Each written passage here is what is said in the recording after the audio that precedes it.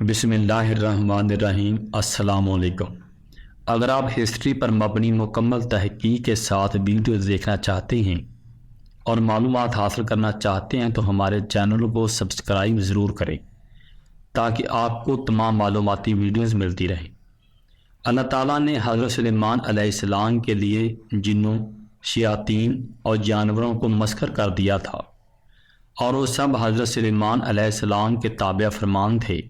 ان کے پاس ایک انگوٹھی تھی جس پر اسم اعظم تھا، جس کی تاثیر یہ تھی کہ انسان، حیوان، پرند چرند، جنوں پری سب ان کے پاس کھینچے چلے آتے تھے۔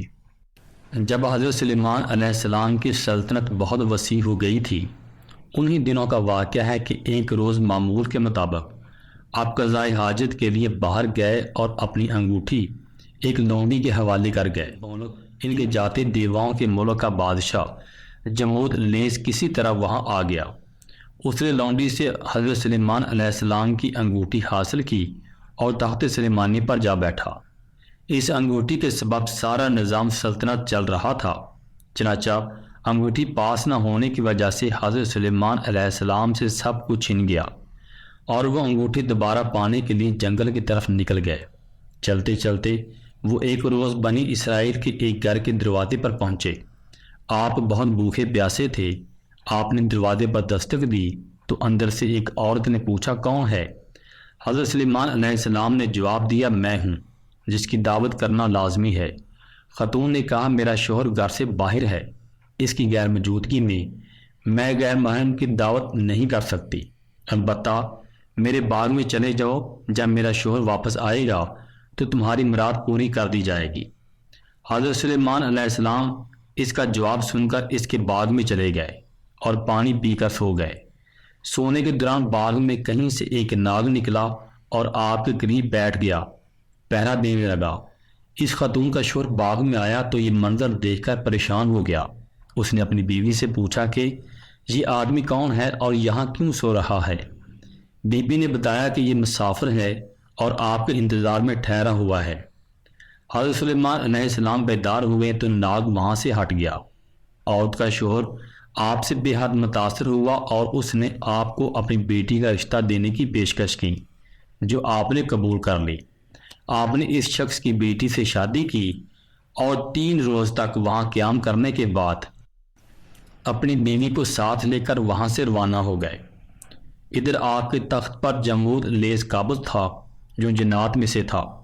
وہ حضرت سلیمان علیہ السلام کا ہم شکل بن کر تخت پر بیٹھا تھا، مگر جلد ہی اس کی حرکتوں سے لوگوں کو شک ہو گیا کہ وہ حضرت سلیمان علیہ السلام نہیں ہیں۔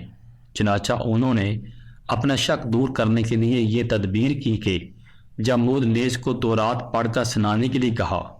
جمود لیس تورات نہ پڑھ سکا، جس پر اور لوگوں نے تورات پڑھنا شروع کر دی۔ جمود لیس گھبرا گیا اور کلام الہی سن کر وہاں نہ ٹھہر سکا اور فوراً غائب ہو گیا۔ اس نے حضرت سلیمان علیہ السلام کی انگوٹھی دریا میں پھینک دی، جسے ایک مچھلی نکل گئی۔ حضرت سلیمان علیہ السلام ایک روز دریا پر گئے تو وہاں چند مچھیرے مچھلیاں پکڑ رہے تھے۔